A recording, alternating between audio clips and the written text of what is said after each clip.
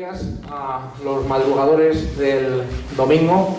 La verdad que estas jornadas de la disidencia no parecen organizadas en España ni por españoles, porque somos bastante puntuales.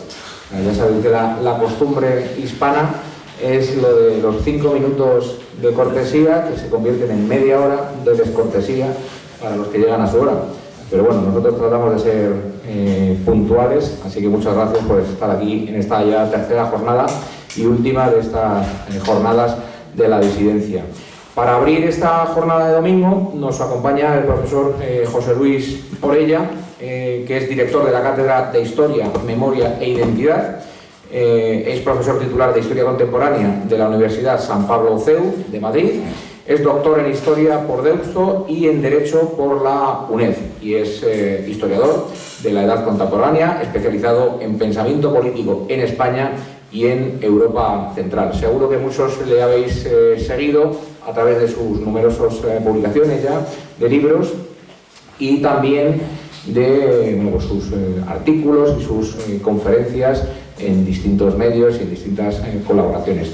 Hoy le hemos invitado, y estamos muy honrados que nos haya aceptado esa invitación, para hablarnos de un fenómeno que en fechas recientes cumplía 100 años, se cumplía el centenario de la marcha sobre Roma y por lo tanto de uno de los puntos álgidos del fascismo, y al hilo de ese acontecimiento José Luis publicó este volumen, Historia del Fascismo, la obra fundamental sobre el origen, expansión y caída del movimiento fascista en el siglo XX.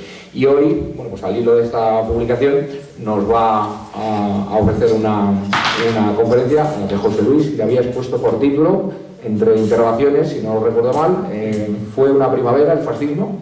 Algo así, ¿verdad? Eso es. Muy bien.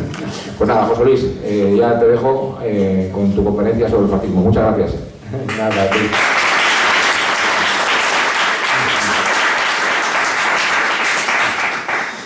Bueno, pues muy buenos días y muchas gracias a todos los que habéis podido, bueno, llegar a primera hora un domingo además y por lo menos estar para escucharme, ¿no? Entre semana con los alumnos a las 8 de la mañana suele costarnos, les hay un poco las caras que, en fin, ¿no? Preferirían estar en otro lado, ¿no? Ya sé. Bueno, ¿por qué salió un poco este libro? Un poco por lo que nos podemos figurar viendo un poco todos los medios de comunicación, ¿no? El término de fascista, pues se puede decir que ha quedado recluido exclusivamente a un término despectivo, negativo, con el cual se utiliza para definir cualquier circunstancia, ¿no? Entonces, al final, casi, excepto la persona que lo utiliza a nivel de insulto, podemos decir fascista es ya todo el mundo, ¿no? Entonces, claro, siempre hay peligro fascista, porque claro, el que te intenta atropellar es un fascista, las concentraciones son fascistas, la gente que va por la calle son fascistas, el que no sé qué, y hay fascistas de todo tipo, de extrema izquierda, de extrema derecha, de todo, ¿no? Entonces, claro, al final eso se queda deslavazado, y si más o menos, pues, y sobre todo, pues bueno, pues la gente que está un poco presente y que participa, bueno, pues en este tipo un poco de jornadas culturales, pues saben perfectamente un poco todo cuáles son las características principales de los movimientos políticos que surgieron a nivel contemporáneo, ¿no? A finales del 19 y del 20, pues bueno, el fascismo forma parte de ello, ¿no? Es uno de los movimientos más, con sus cuestiones positivas y sus cuestiones negativas, por supuesto. ¿Qué dificultad tiene el fascismo para definirlo? Porque todo el mundo más o menos puede decir, bueno, pues podemos hablar del socialismo claramente, del comunismo, del anarquismo o del liberalismo, del conservadurismo, sin ningún tipo de problema. ¿Por qué el fascismo plantea tantos problemas? Ya sencillamente, cuando vamos a hablar a la hora de definición, dice, bueno, es un movimiento de extrema derecha. Bueno, pues es que el fascismo precisamente de extrema derecha no es, y ya resulta que ya empiezan ya a surgir las cosas. Es que es de derecha de izquierda, pues hombre, no era de derecha ni de izquierda, y depende de la procedencia un poco de la gente. Uno de los problemas que tiene el fascismo, por tanto, ¿cuál es? Pues es que va intrincado dentro de lo que es el patriotismo. Y cada país va a responder en un momento determinado un poco de esa manera. Lo que yo he intentado ha sido intentar responder de una manera un poco pedagógica, como nos corresponde a los profesores, a diversas preguntas. Uno, definitiva, ¿cuándo surgió? ¿Por qué surgió? ¿Y qué características tiene para que lo podamos definir? Porque luego uno de los problemas que tenemos los investigadores, ¿cuál es? El fascismo italiano tiene unas características propias, por eso luego va a haber historiadores italianos que dicen, mira, el fascismo solo es el italiano, lo demás ni es fascismo ni es nada, ¿no? Un poco casi haciendo la broma, como cuando los valencianos hablan de la paella. Y de, bueno, nosotros hacemos esto, los demás no tenéis ni idea, hacéis cosas con arroz. Bueno, pues sería más o menos parecido un poco en ese ámbito, ¿no? ¿Por qué suceden esas particularidades? Porque según se vaya entrando en diversos países, los movimientos que van a surgir intentando responder a los mismos problemas y con un espíritu afín, se puede hablar del fascismo, van a tener unas características tan propias un poco de esa comunidad nacional, que nos vamos a encontrar con el dilema, con la particularidad, que cuando ellos se encuentren en el Congreso de Montreux intente dar unas características generales, comunes, un poco a lo que es el movimiento fascista, casi les es imposible para desarrollarlo. ¿Por qué? Porque cada movimiento es muy propio y a pesar de que hay respuestas más o menos similares, las características son totalmente distintas, se puede decir, por el espíritu nacional que mueve a cada comunidad nacional. Entonces, ¿cuándo surge? ¿Y por qué surge? Pues hombre, surge en 1919, ¿no? Y surge después de la Primera Guerra Mundial, ¿no? Si vemos un poco diferentes libros de la Primera Guerra Mundial, pues hay un antes y un después. O sea, que igual que la Revolución Francesa quiebra, es una grieta, es un antes y un después con el antiguo régimen, y a partir de la Revolución Francesa se va configurando el mundo de una manera diferente. Es a nivel político toda la formación del Estado liberal, es a nivel económico todo el apogeo del capitalismo con todos sus sentidos. Es un capitalismo que se desarrolla de una manera inhumana en muchísimos casos y que va a responder de esa forma en su contra el socialismo, que va a aparecer luego con sus diferentes variantes, ¿no? Con el anarquismo y luego el comunismo, que hay que tenerlo en cuenta en 1917, cuando surge en una Rusia en plena descomposición, ¿no? También ese catolicismo social que surge como una reacción frente al liberalismo y al capitalismo, conformando lo que va a ser el movimiento católico social y todo lo que va a ser el cooperativismo. O sea, una serie de movimientos que se levantan con un espíritu, puede decir, sustitutivo de un Estado liberal que consideran injusto en su devenir, ¿no? Ahora lo tenemos muy idealizado, y los que estén casados con hijos pues se pueden encontrar que los libros de texto dicen, caramba, ¿no? Esto parece una idealización de unos periodos de libertad, de igualdad, etcétera, que a nivel de códigos civiles no te digo que no lo fuese, luego la realidad era de una manera distinta, ¿no? Por eso tenemos la literatura, nos sumergimos en ella y vemos de repente, bueno, pues un poco todas esas sombras, todas esas negatividades que sucedían en esa época y que por eso surgen esos movimientos radicalizados. Por tanto, ¿hay antecedentes al fascismo? Hombre, hay antecedentes que van a proporcionar algunas ideas que van a ayudar a alimentar, que van a ayudar a dar esos ingredientes, ¿no? Podemos decir, muchos de los autores los podemos encontrar ahora pues, en las mesas un poco de la entrada de libros, ¿no? O sea, tenemos ese nacionalismo integral de Charles Maurras, tenemos también el nacionalismo republicano de Maurice Barre, etcétera, ¿no? O sea, tenemos el sindicalismo revolucionario de Georges Sorel, o sea, una serie de autores, principalmente franceses. Aquí podemos decir, tenemos que hacer una pequeña nota, las crisis muchas veces favorecen esa modernidad, favorecen un poco ese movimiento de ideas.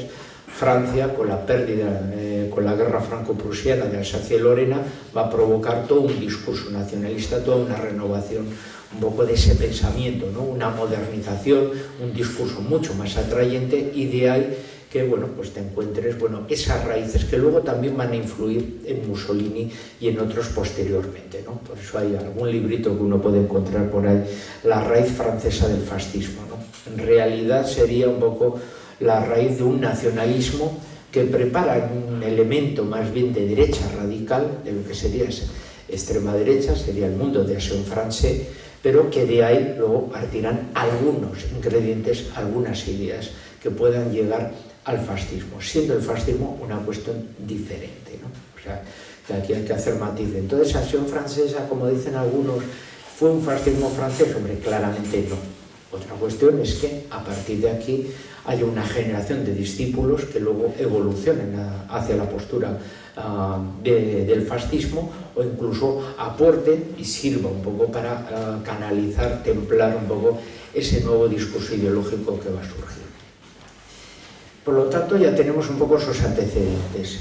¿Qué importancia tiene la Primera Guerra Mundial? Pues lo que muchos autores, principalmente alemanes, Ernest Junger, Robert von Salomon, etcétera, ¿no? Pues más o menos dicen esa, se puede decir, aristocracia de las trincheras, ¿no? Ese resurgir de los cascos de acero. ¿Qué quiere decir eso?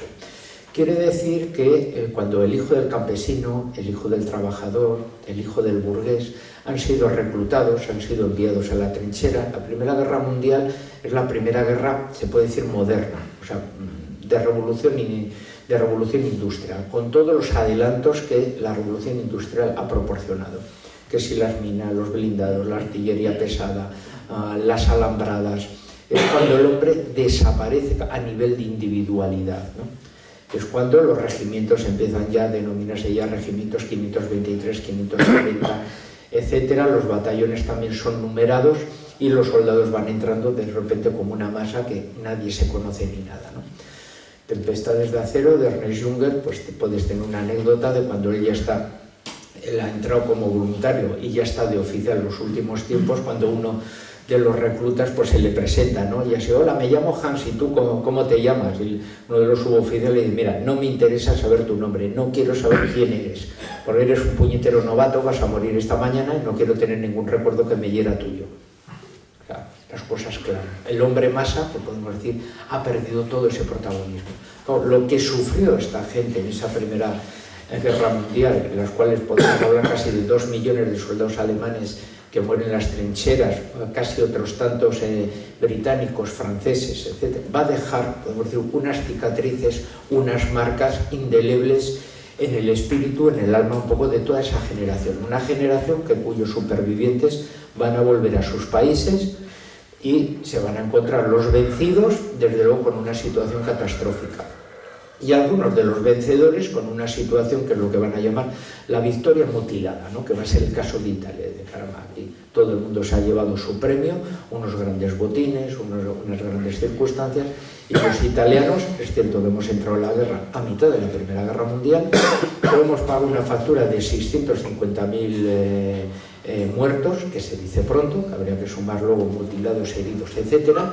Y resulta que lo que hemos obtenido ha sido finalmente, bueno, pues triste, y unos valles alpinos del Tirol del Sur, con unos pastores que recuerdan al abuelo de Heidi, que nos odian a todos. Entonces aquí, bueno, pues, ¿qué es esto, no? O sea, los demás han conseguido colonias, han conseguido territorios, o sea, pueden hinchar el pecho de patriotismo con esos resultados, y los italianos parece que han luchado, han conseguido una victoria, y esa victoria no se traduce luego finalmente en agregaciones territoriales importantes para el precio de sangre que se ha puesto.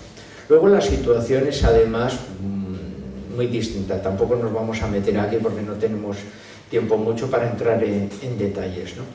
Pero tienes una situación económica fatal. ¿Por qué? Pues porque, como vemos incluso en la actualidad, cuando la economía tiene problemas, muchas veces el motor de una guerra acelera un poco todos los segmentos, ¿no? Tenemos países que están ahora llevando la economía a nivel global muy bien, porque bueno, pues las guerras que van estallando, pues de repente están creando ya pleno empleo en algunos países, ¿no? Y las empresas militares son empresas privadas, ¿no? Aquí va a suceder lo mismo. La Primera Guerra Mundial es la primera experiencia de control total de recursos humanos, de materias primas, de producción, etc. Por eso ahora tenemos una visión muy negativa de lo que es un movimiento totalitario. En cuanto al movimiento totalitario nos tiramos para atrás, pero en aquel momento el movimiento totalitario se va a aplicar la experiencia, y por eso los movimientos políticos se van a definir como somos un movimiento totalitario. Mussolini y el fascismo italiano es muy difícil de definirlo como totalitario porque nunca llegó a serlo, pero sí el comunismo y el nazismo en sus últimas etapas, pues es la experiencia de la Primera Guerra Mundial. O sea, el Estado puede conseguir una victoria si tiene un control absoluto de todos los recursos, sean humanos, sean industriales, sean de materias primas, etc. Por eso luego saldrán las visiones totalitarias con el crack de 1929.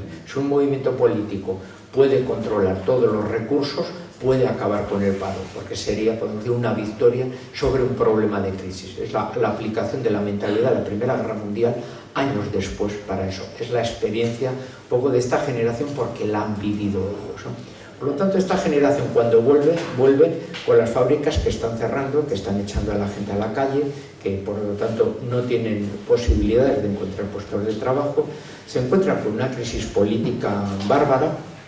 Es cuando podríamos empezar a poner la lupa sobre qué tipo de democracias han existido con el Estado liberal. Una de las grandes preguntas, sobre todo un poco de mis alumnos de la mañana de 20 años, es ¿pero cómo la gente podía simpatizar con Mussolini, que no quería una democracia disfrutando de una democracia? Y dice, perdona, pero ¿tú qué entiendes qué tipo de democracia vivían ellos? Porque el 85% de los italianos no podían votar y no tenían derecho. Por supuesto, las mujeres no votaban ni una, pero de los hombres el 85% no votaban. Por lo tanto, solo votaba una serie, una capa social exclusivamente por sus niveles de propiedad o de riqueza, que es lo que había nacido en la Revolución Francesa, y ya iba llegando ese sufragio universal a algunos países. Cuando llegue será la gran floración de los movimientos de masas que aparecen después de la Primera Guerra Mundial, que es el socialismo, es el catolicismo social, o sea, el fascismo intentando encontrar su propio hueco. O sea que curiosamente muchas de las personas que se van a hacer fascistas no es porque no les guste la democracia, no les gusta el Estado liberal, pero ellos sí quieren ser activos y participativos y ser corresponsables en el destino de su patria. O sea, que podríamos denominarlo. O sea, ellos, porque se sienten demócratas, se hacen fascistas. Y esto, si no se explica bien, pues a mí me parece un contrasentido según es lo que leo en los medios de comunicación. Ya, pues, ese es un poco el problema. O sea, ellos ya estaban fuera del mundo de la política y por tanto dicen, bueno, es que el mundo de la política pasa de mí, el mundo económico me siento totalmente arruinado y encima el Estado no responde a mis decisiones. Claro, y esta generación es una generación que ha sobrevivido a una guerra, que ha vuelto a casa y desde luego no están dispuestas pues, a que los marinen y los decidan. Son supervivientes, tienen experiencia de armas y van a tomar opciones radicales, ¿no? Opciones, por lo tanto, se puede decir, para intentar solucionar un poco los problemas de su país. La revolución rusa, la revolución bolchevique, claramente va a crear un camino que va a provocar adhesiones con una radicalización de una parte del socialismo y de otros movimientos en todos los países, pero también de resultados distintos, ¿no? La mayoría contrarios, pero también otro tipo de movimientos. Entonces, cuando Benito Mussolini, el 23 de marzo de 1919, crea el fascismo, los fascis di combattimento, utilizando ya una palabra que ya venía siendo utilizada ya de antes, especialmente por los anarquistas, pues el que proviene del socialismo y no era un militante más, era uno de los principales dirigentes, que se había ido voluntario a la guerra provocando, por tanto, un poco esa ruptura un poco con su partido de origen. En realidad, pues eso, es un fascismo que no proviene de la derecha, es un fascismo que proviene del socialismo, que proviene de la izquierda. O sea, Mussolini, más o menos, para entendernos el lenguaje actual, lo que está iniciando es una escisión que podría denominarse como un socialismo nacional. O sea, que cuando algunos dicen, bueno, es que el fascismo nació en la izquierda y proviene del socialismo. Hombre, el fascismo italiano sí nace del socialismo, es una escisión del socialismo y es un socialismo nacional. Otra cuestión es que luego también con el transcurrir del tiempo se va mestizando, le van llegando otros ingredientes. Y por eso también es muy difícil compararlo con los fascismos de otro lado. O sea, el fascismo revolucionario, el fascismo que nace en 1919, es claramente una escisión socialista. Se le van incorporando sindicalistas revolucionarios, el elemento más militante, más activo, con todo el pensamiento de Georges Sorel, con un pensamiento que legitima la acción violenta, el uso, se puede decir, de la violencia para tomar el poder. Hay que ver, se puede decir también un poco la época de los estados liberales, donde cualquier protesta de tipo de reivindicación de sueldos, etcétera, bueno, no había, se puede decir, botes de humo, te salió un escuadrón de caballería y el oficial preguntaba, bueno, ¿hay que disolverlos con hoja o de plano? De plano era que te hacían un chichón, de hoja era, pues, como vemos en las crónicas, se ha disuelto una manifestación, hay 12 muertos y 20 heridos, claro, de los sablazos, etcétera. Pues eso también se sacaban los adoquines en los suelos, y un adoquín podía hundirle desde luego a un soldado de caballería la cabeza perfectamente, y 8 o 9 soldados linchados y muertos de esa manera, ¿no? O sea, que una disolución de una protesta desde luego siempre era, se puede decir, con muertes, ¿no? Entonces, en esas circunstancias la gente pues sí que va a tener unas respuestas muy radicales, sustitutivas, un poco en ese aspecto. El fascismo, por tanto, plantea un programa de tipo revolucionario en ese ámbito, pero luego las circunstancias van a cambiar, tiene una competitividad,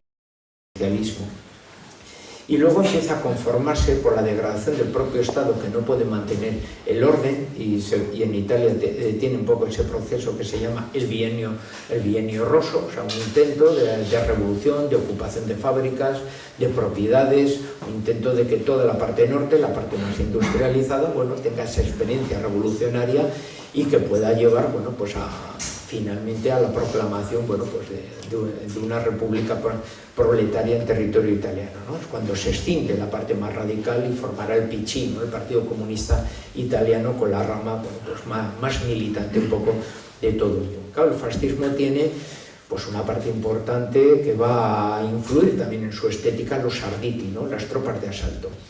Las tropas de asalto son un cuerpo de élite que se va a dar en Alemania, se va a dar en Italia, y van a ir copiando todos los ejércitos de la Primera Guerra Mundial. Después de la primera, se puede decir, operaciones en las cuales pues vas utilizando a toda la gente como carne de cañón, o sea, ofensivas de 200.000, 300.000 hombres, de los cuales sabes que casi la mitad pues van a morir entre las minas, las ametralladoras, las alambradas, etc. O sea, tienes que lanzar ofensivas casi de 500.000 de hombres para que sobrevivan 200.000, para poder alargar el frente casi 3 kilómetros, ¿no? O sea, como vemos, bueno, unas operaciones gigantescas que van a provocar, en ese caso, el que tengas que recular, gestionar mejor tus recursos humanos, seleccionar las personas más motivadas, con mejor complexión física, darles, por lo tanto, a esas personas agrupadas, bueno, pues el mejor armamento, con una gran potencia de fuego. Es un poco el nacimiento de las tropas de élites, esas tropas de asalto, que saben que tienen que realizar operaciones de muy difícil salida, que pueden conseguir sus éxitos, pero también con un nivel de bajas importante, ¿no? Por eso van a tener una especie de filosofía del presente, de vamos a hacer hoy lo que no podamos hacer mañana, porque mañana quién sabe si estaremos aquí, ¿no? Esas tropas de asalto, ese espíritu, se puede decir, un poco aventurero, casi un poco que recuerda a los condottieros del Renacimiento, es lo que va a provocar y va a favorecer que muchos de ellos entronquen con el fascismo. Son los que llevan un poco ese color negro, esas calaveras, esas tibias, podemos decir, un poco todo ese simbolismo un poco vinculado con la muerte, ¿no? Y así. Por eso luego, posteriormente, pues en España habrá un poco ese espíritu también emparentado un poco con los cuerpos de la Legión, ¿no? Porque es un cuerpo de asalto que va también a tener un poco ese tipo de mistura, ¿no? Podemos decir, coge unos ciertos ejes de ese tipo de tropas de asalto que surgieron en la Primera Guerra Mundial, ¿no? Así que tienes una confluencia de los arditi, tienes una confluencia de sindicatos, de los sindicalistas revolucionarios, un poco de esos veteranos de guerra, esos socialistas desencantados un poco de su partido, y luego también del futurismo, ¿no? Un movimiento cultural, un movimiento de vanguardia. Aquí rompemos también otro aspecto cuando dicen, bueno, fascismo y cultura es incompatible. Vamos a ver, inútil. O sea, el fascismo no se puede entender sin la cultura. O sea, es la plasmación de unas vanguardias culturales en el mundo de la política. O sea, no se entiende.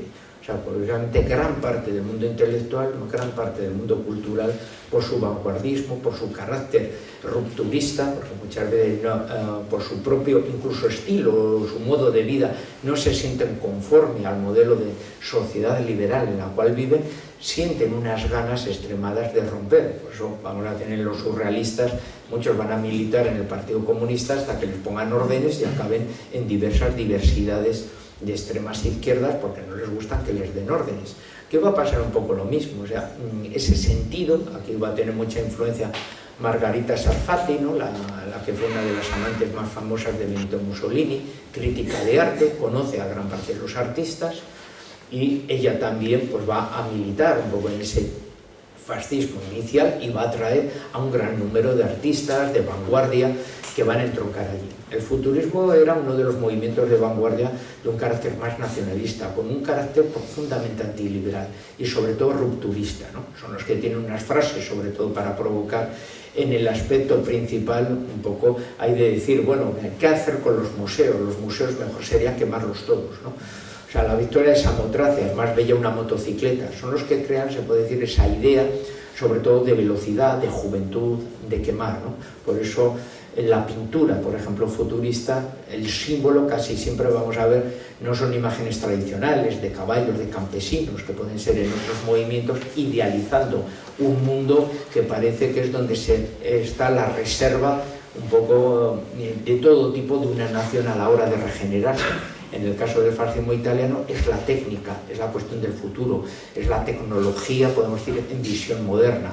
El protagonismo son las motocicletas, el protagonismo son los aviones. Por lo tanto, son los símbolos un poco de ese mundo moderno que viene de la técnica y que el futurismo quiere precisamente hacer de ello un poco ese nuevo instrumento de realización un poco social, ¿no? Los futuristas por eso se presentarán por su patriotismo todos voluntarios en la Primera Guerra Mundial y curiosamente la mayoría en unidades de ciclismo, de exploración, tener más de un 50% de muertos. O sea, los futuristas no se les puede aplicar, por ejemplo, un poco esa cuestión. Bueno, los soldados italianos no tuvieron ningún tipo de cuestión de valentía. Bueno, pues los futuristas volvieron menos de la mitad, ¿no? Porque ellos se van a vincular sobre todo a los cuerpos que podrían demostrar tener un poco esa afinidad con ese espíritu y para ellos la bicicleta era lo más parecido a lo que ellos. Entonces van a ir en patrullas de exploración, más de la mitad de ellos pues no llegarán a 1918, ¿no? Entonces ahí vemos un poco esa entrega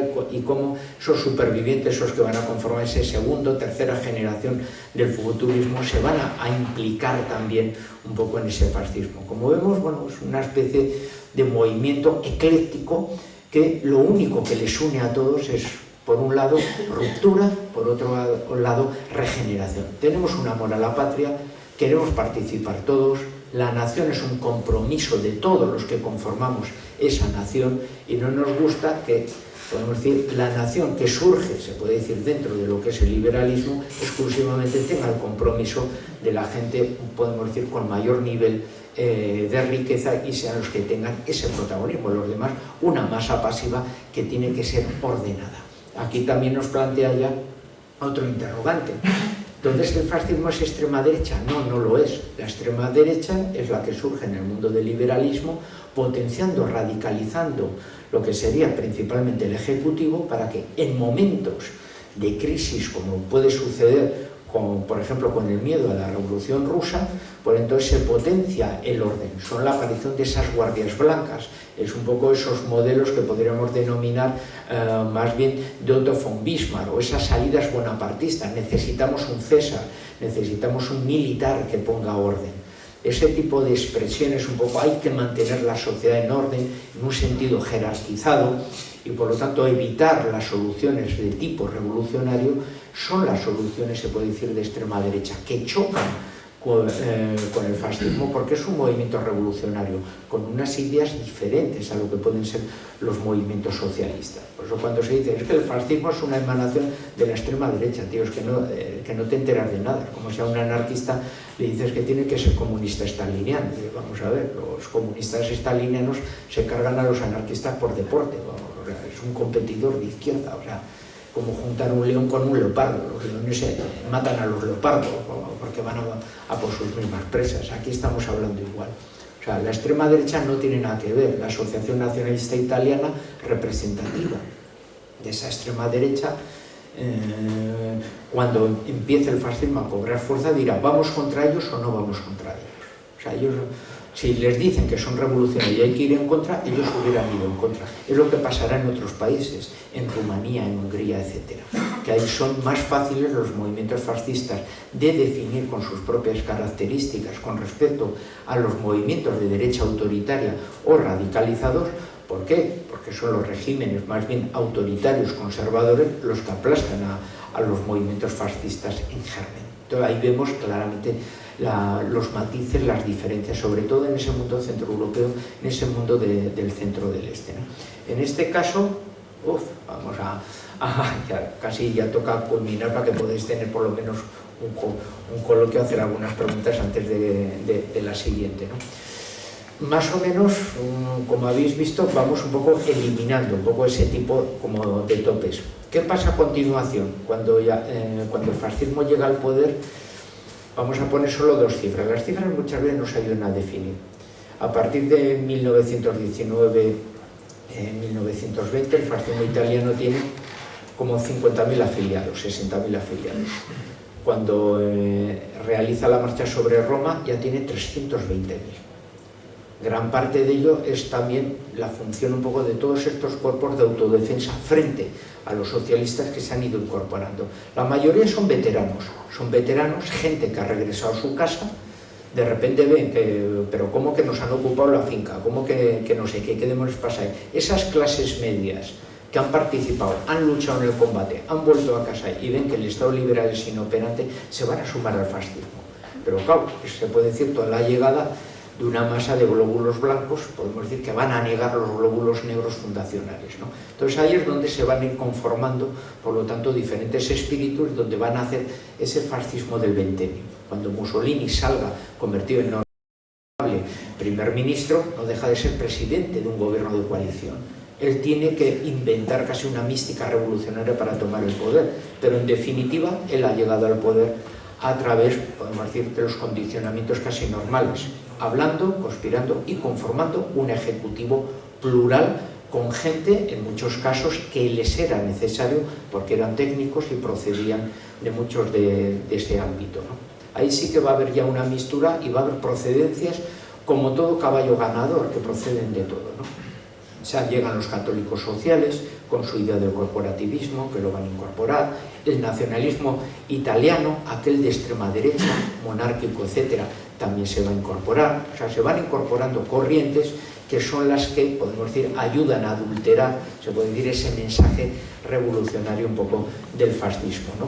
Le enriquecen, se puede decir, a nivel de cuadros, de técnicos, los gobiernos, se puede decir, mussolinianos de los años 20, 30, pues van a ser unos movimientos que van a tener una gran aceptación. Si ahora se harían encuestas en Italia, pues muchos hablan, bueno, incluso de los contrarios, dicen, bueno, es que, claro, está lo que se hizo en el ventenio. Lo que se hizo en el ventenio es la modernización de Italia, es la creación de una nación para una Italia que ya existía, es la llegada de unos servicios para una sociedad italiana que no lo tiene. Cuando se hace una encuesta, y muchas veces en ese aspecto, el público femenino te descubre más que el público masculino.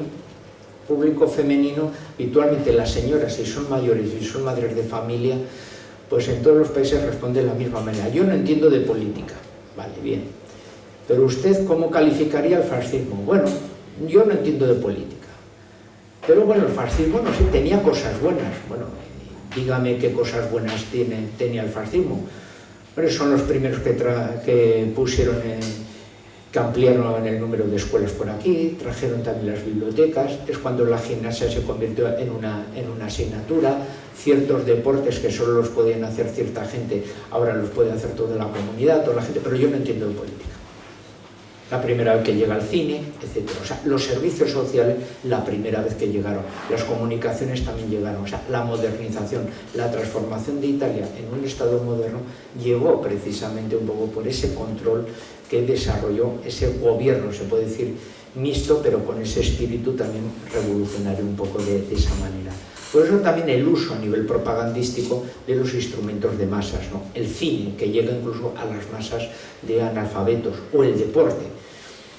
El deporte, el boxeo, el fútbol, va a ser por primera vez un poco utilizado un poco de esa manera, porque la victoria de un Primo Carnera como campeón de pesos pesados es una victoria de Italia.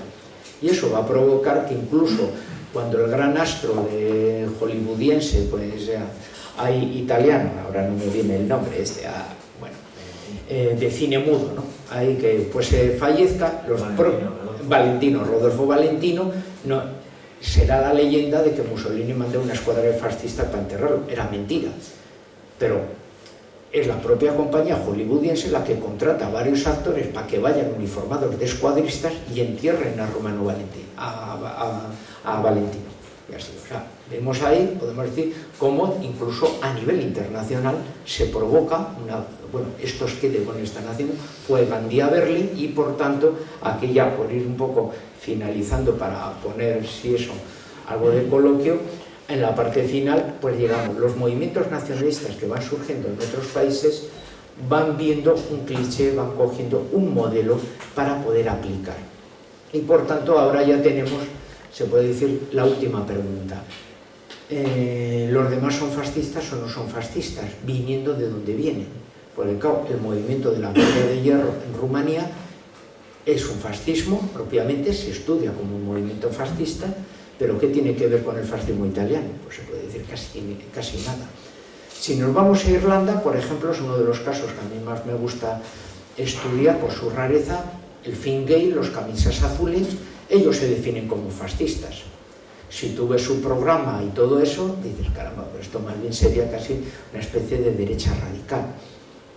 Si vas al Fianna Fáil, que son los de Imond de Valera, y les dices que son fascistas, casi te pegan, porque son los que actuaron contra, ellos eran el Sinn Féin, son los que se pusieron en el gobierno, eliminaron al Sinn Féin a tiro limpio, pusieron incluso campos de concentración, y son enemigos a muertes del Fine Gael. El Fianna Fáil es el que tiene todo el programa más revolucionario de reforma agraria, precisamente. O sea, a nivel ideológico, coges el programa y dices, este es un movimiento fascista. No se lo digas porque te pegan un tiro, pero sí que encuentran a alguien del IRA para que te lo pegue. El Fine Gael se reconoce como fascista a nivel programático, pero si es fascismo tiene otra particularidad. Y los movimientos bálticos de otro tipo cogen, se puede decir, un poco la moda también, un poco de ese momento. Por eso podemos encontrarnos fuera, incluso de Europa, el basismo, que va a tener ese tipo de particularidades. Inicialmente son movimientos nacionalistas, que la aparición de un movimiento de tipo nacionalista revolucionario y transformador y modernizador como el fascismo les atrae, y por lo tanto van a coger ese cliché y se van a sentir muy afines un poco en ese ámbito, quizá igual con otro tipo de influencias, pues van a preferir otro tipo de modelos. Pues igual algunos dicen, bueno, porque tenemos una mayor intensidad y un mayor peso, por ejemplo, de nuestra religiosidad, pues hombre, el fascismo italiano no nos gusta tanto un poco por su raíz socialista. Vamos a buscar algo que sea parecido de otro modo.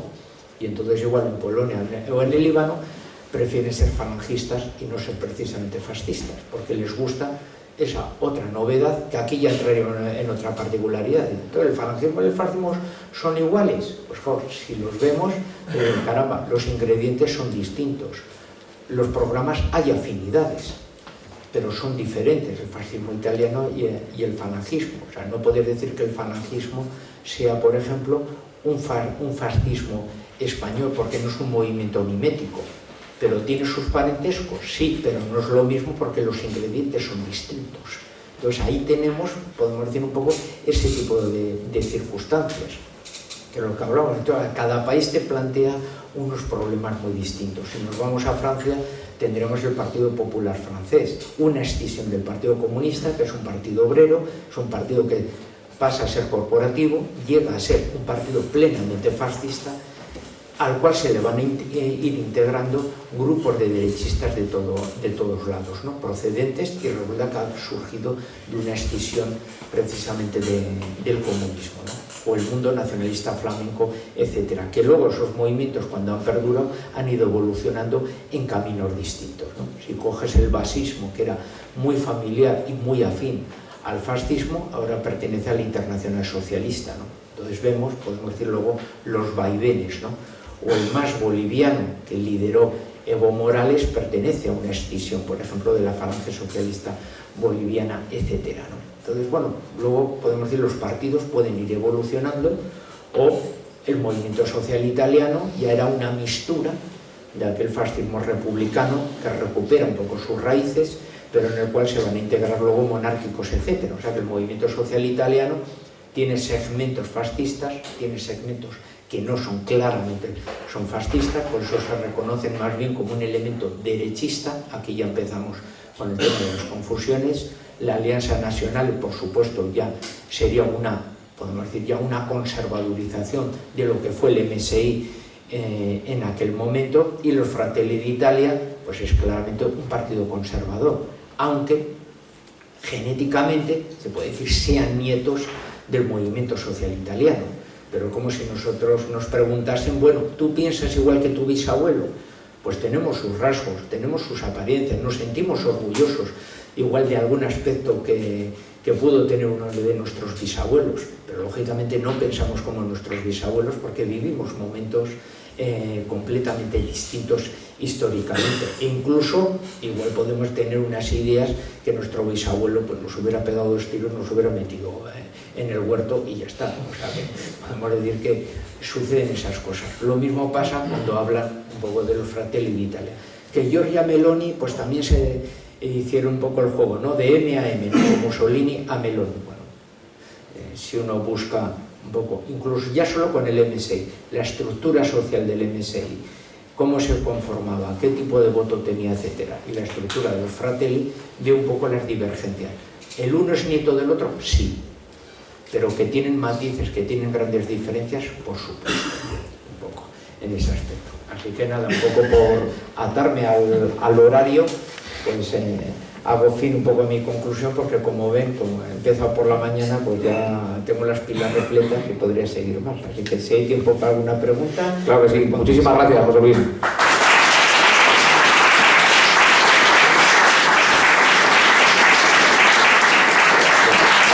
Muchas gracias a José Luis Orella. Creo que la exposición ha sido magnífica y, como él ha dicho, pues podríamos estar toda la mañana escuchándole. Pero bueno, no tenemos más tiempo. Tenemos tiempo quizás para 2 o a lo sumo 3 preguntas. Por favor, que sean preguntas concretas y sobre el tema. 1, 2 y con eso, y 3. Y con eso ya terminaría. Hola, José Luis, nada, muy bien. Tu conferencia como de costumbre. Aquí no hay quizá a lo mejor una confusión de lo que es el género y la especie. Es decir, el primero en el género sería el fascismo y el resto de género sería cada uno de los países. Y en realidad habría que llamar, en vez de fascismo, pues llamar movimientos socialpatrióticos, que se llaman ahora desde algunos puntos de los análisis políticos que se hacen actualmente. Y con eso estaría salvada la situación de si son fascistas o no son fascistas, y que cada país crea su propio género dentro de la misma especie. Hombre, lo que acabas de decir es un poco lo que dice, que se puede decir es el papa del fascismo, que es Renzo de Felice, ¿no? O sea, Renzo de Felice, el hermano mayor. que es el que tiene poder electoral y todos los datos. O sea, todo el mundo que quiera investigar el fascismo tiene que meter la cabeza en Renzo de Felice, porque podemos decir no se le puede superar en ese aspecto. Pues más o menos dice, mira, el fascismo es un fenómeno italiano, no se puede entender sino, y lo demás son otro tipo de circunstancias. Otra cuestión es que por el momento en el que viven, la respuesta a la que se da, haya respuestas de bastante afinidad, y luego, por lo tanto, bueno, pues puedan existir ese tipo de afinidades. Pero, por ejemplo, a un Renzo de Felice, decirle, bueno, entonces, ¿el nazismo es fascismo? Por ejemplo, él lo negaba, aunque tengan algunas afinidades, pero ya sabes que a nivel ideológico, por ejemplo, pues los matices y las diferencias pues eran muy lejanas, eran completamente distintos. O sea, en efecto, pues se solucionarían muchos problemas, sobre todo a nivel interpretativo, ¿no? Por confusión. Sí. ¿Pregunta ahí al fondo? Sí, te quería preguntar, se considera que el fascismo es un proceso inacabado, porque de cierta manera la Primera Guerra Mundial acaba con el desarrollo del proceso fascista. Te quería preguntar si crees que la ocupación de Abisinia, con todos los problemas que derivó, le hizo de freno al desarrollo. Hombre, la guerra de Etiopía es la única guerra popular en la que creían los italianos, porque querían lavar un poco la derrota de Adwa, ¿no? Y crear también esa idea de imperio, ¿no? Una idea de imperio que ahí está bien porque, por ejemplo, la idea de imperio no la tiene el fascismo. El fascismo como movimiento, se puede decir, nacional patriótico, no es colonialista, no quiere crear un imperio. En cambio, los movimientos, se puede decir, más de derecha radical sí. Entonces aquí notamos esa mayor presión, esa mayor influencia de los movimientos, lo que era la Asociación Nacionalista, etcétera, dentro ya de lo que era el cuerpo un poco del fascismo, que imprime un poco esa salida de lo del imperio y contagia a los demás en la creación, podemos decir algo que va un poco en contra de su contrasentido, ¿no? Un poco en ese aspecto.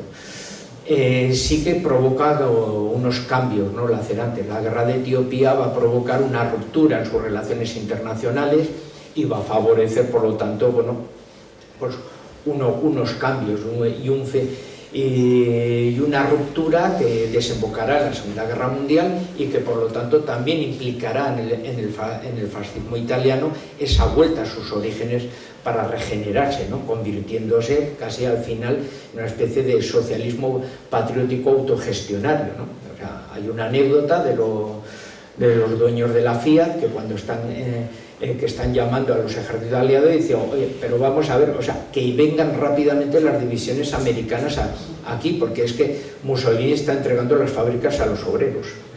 O sea, que ahí ya vemos un poco esas circunstancias, un fascismo que evoluciona por las circunstancias un poco en ese ámbito y luego ya posteriormente la supervivencia de lo que son los supervivientes del fascismo, el marco de la Guerra Fría va a ser fundamental ya para determinarlos en una dirección completamente opuesta, ¿no? Así que aquí los contextos van a ir marcando y van a ir perfilando un poco esa evolución un poco del fascismo, ¿no? Un poco también, un poco de esa manera, ¿no? Respondiendo un poco al presente en el que les tocaba vivir, ¿no? La cuestión es si luego dejan ya de ser plenamente ya, podemos decir, fascistas en ese aspecto. Última pregunta. La alianza que explicas tú en el libro entre Hitler y Mussolini, vamos, Mussolini se alía con Hitler para defender la unidad de Italia. Hombre, una vez que ya no ha podido defender a Dreyfus. Hombre, es una alianza, o sea, claramente Mussolini había sido austracista y la relación que tenía de amistad con Dollfuss era una relación muy estrecha. El Frente Patriótico Austriaco, aunque no se le puede decir que sea fascista, sí es un movimiento autoritario de derechas que se va fascistizando, se puede decir, por la influencia italiana, claramente, pero sin llegar a ser un movimiento fascista. Claramente luego, aquí sí lo unimos a lo de la guerra de Etiopía, el abandono, la orfandad que sufre Mussolini sin alianzas, es lo que va a aprovechar Hitler rápidamente para entablar ese tipo de relaciones. Es algo normal, como vemos ahora. Si tú te quedas y estás siendo boicoteado a nivel internacional, pues, bueno, abres puertas con quien sea, ¿no? Así. Pongo una anécdota, por ejemplo, de España. Cuando en 1947 tuvimos el bloqueo internacional y nadie quería visitar España, vino un jefe de Estado a visitar España, ¿no? Que nadie se acuerda ya de él, porque lógicamente quién se va a acordar del rey de Jordania que vino ahí y estuvo por La Coruña, estuvo comiendo por todos los lados, espero que no le sacas en jamón, pero bueno, y así.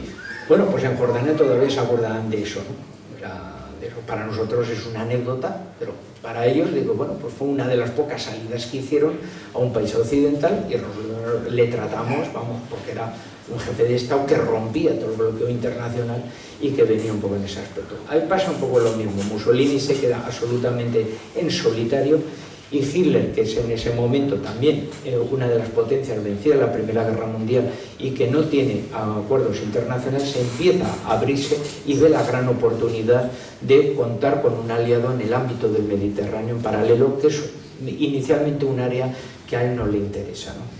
Y muerto Dollfuss, pues Mussolini, podemos decir, va a transigir a favor, podemos decir, de una persona al cual él inicialmente no le tenía en principios mucha simpatía, simpatizaba más con los nacionalpopulares, con los otros, con el elemento un poco más conservador que se iba corporativizando, y por el lado contrario Hitler sí tenía unas, podemos decir, una cierta cercanía por ese espíritu revolucionario que había llevado Mussolini inicialmente a tomar el poder. Entonces un poco esa estética del fascismo sí que le había llegado profundamente un poco a Hitler. Tengamos en cuenta que aquí ya lo último, que Mussolini cultiva muy bien el mundo cultural, cultiva muy bien todo el tema de la estética, toda la escenografía, y que Hitler no deja de ser alguien formado en el mundo de bellas artes. Por lo tanto, toda esa estética, todo ese mundo cultural y teatral que utiliza Mussolini para ganarse a las masas,